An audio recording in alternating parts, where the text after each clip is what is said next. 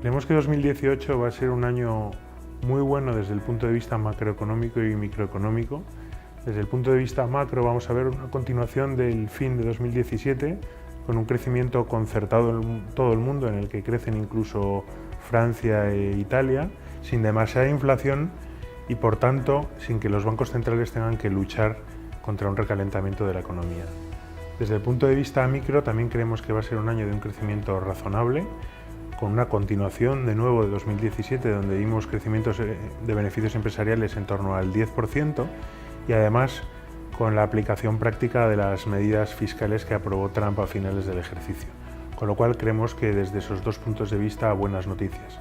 Sin embargo, tenemos una serie de dudas como cómo van a actuar los bancos centrales en 2018, cómo de cara está la renta fija y si hay una burbuja en ese activo o no, y cómo de cara está la renta variable. Y creemos que la respuesta a esas preguntas la va a tener la inflación. Si tenemos una inflación fuerte en 2018 podemos tener problemas, y si, como nosotros creemos, hay una inflación suave, creemos que puede ser un buen año para los activos de riesgo.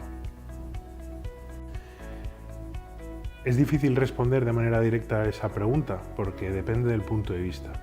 Probablemente un optimista lo que diría es que sí, que están haciendo lo que tienen que hacer, porque se han enfrentado a un mundo con poco crecimiento potencial, con mucha deuda y con poca inflación, y por tanto han rellenado el hueco que habían dejado los gobiernos al no actuar con políticas fiscales.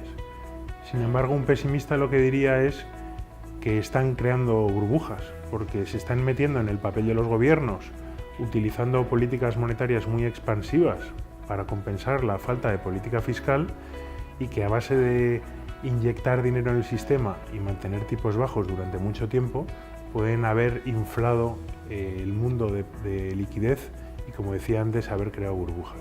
¿Qué pensamos nosotros? En Alandra Wealth Management creemos que los bancos centrales han hecho lo que tenían que hacer. Han observado lo que ocurrió en el año 29, cuando ante una crisis semejante se dejó actuar al sistema y de una manera capitalista se acabó llevando a la economía a una crisis que ha durado lo mismo, 10 años, pero mucho más intensa. Se ha observado lo que ocurrió en Japón hace unos cuantos años, cuando se subió tipos de interés quizá demasiado pronto y el país entró en recesión, y lo que han hecho es irse adaptando a una situación en la que prácticamente no había inflación. Ante esa poca inflación han podido ser más laxos durante más tiempo que en otras situaciones que hemos podido estudiar en la historia económica. Sin embargo, ahora que poco a poco la inflación va despertando, deberían normalizar la política monetaria, deberían subir tipos de interés y reducir el tamaño de las compras.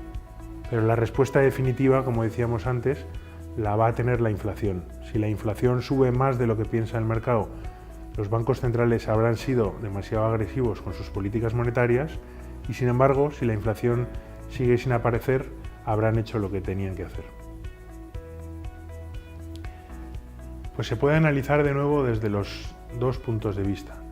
Un optimista diría que lo que está pasando en el mundo es que se está japonizando. Al igual que ocurrió en Japón hace unos cuantos años, la inflación está siendo muy baja durante mucho tiempo y los mercados se han adaptado a eso con unos tipos de interés sorprendentemente bajos y con una rentabilidad de algunos activos de renta fija pues muy bajita, ¿no? Pero al final hay compradores, porque en una situación de tipos de interés bajos, los inversores institucionales, como pueden ser por ejemplo las aseguradoras, tienen que buscar rentabilidad y la están buscando donde existe, y eso es lo que está haciendo que algunos activos de renta fija estén un poco caros. Un pesimista, sin embargo, diría rotundamente que hay una burbuja en renta fija, y podría poner muchos ejemplos, como que un bono de Telefónica solo pague 15 puntos básicos más que un bono de gobierno, y eso es un 1,5 prácticamente, una rentabilidad francamente baja, como que el mercado de renta fija corporativa en Estados Unidos haya triplicado en tamaño desde 2008, o como que un bono griego a 2 años esté pagando menos que un bono americano a 2 años. Son algunos síntomas de ineficiencias y puede que de burbujas.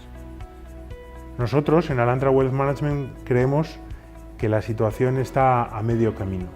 Desde luego creemos que la renta fija está cara o muy cara, pero no tenemos claro que se vaya a corregir la situación a corto plazo, porque aunque la inflación vaya a ir subiendo a lo largo de 2018, puede que suba hasta niveles que no sean suficientes como para pinchar la valoración de los activos de renta fija. Con lo cual, en estos momentos lo que estamos haciendo es ser bastante prudentes con nuestras inversiones, evitar la renta fija corporativa y el high yield, y estamos buscando rentabilidad en activos que no estén demasiado caros. Algunos dirían que no, que utilizando ratios en los que se tengan en cuenta rentabilidades esperadas, la bolsa no está excesivamente cara. Por ejemplo, utilizando la rentabilidad esperada de la bolsa, incluyendo los dividendos, en el caso de Europa, esa rentabilidad esperada es mucho más alta que la rentabilidad del activo libre de riesgo, o sea, por ejemplo, del bono alemán a 10 años, cuya rentabilidad esperada es del 0,5%. Con lo cual, desde ese punto de vista, no está excesivamente cara. Sin embargo, alguien un poco más pesimista diría que por lo menos la bolsa americana está cara o está muy cara. Utilizando, por ejemplo, el ratio PER de Shiller, que utiliza el beneficio medio del ciclo económico, la bolsa americana solo ha estado más cara en los años 2000, más o menos, ¿no? Nosotros creemos que algunos mercados están caros y otros no. Por ejemplo, la bolsa europea o la bolsa japonesa tiene una valoración razonable en este momento del ciclo y además les queda camino por recorrer. Y además hay algunos sectores que están razonablemente bien valorados o incluso pueden estar baratos, como puede ser el sector energético, como puede ser el sector financiero, y donde queda bastante camino por recorrer. Y sobre todo, si la inflación no rebota, pues se demostrará que la renta variable no estaba demasiado cara, y como no hay muchas otras opciones interesantes en el mercado con una renta fija cara, pues apostamos por la renta variable como activo que nos proporcione rentabilidad en 2018. Pues aquí es donde va a estar la clave de 2018.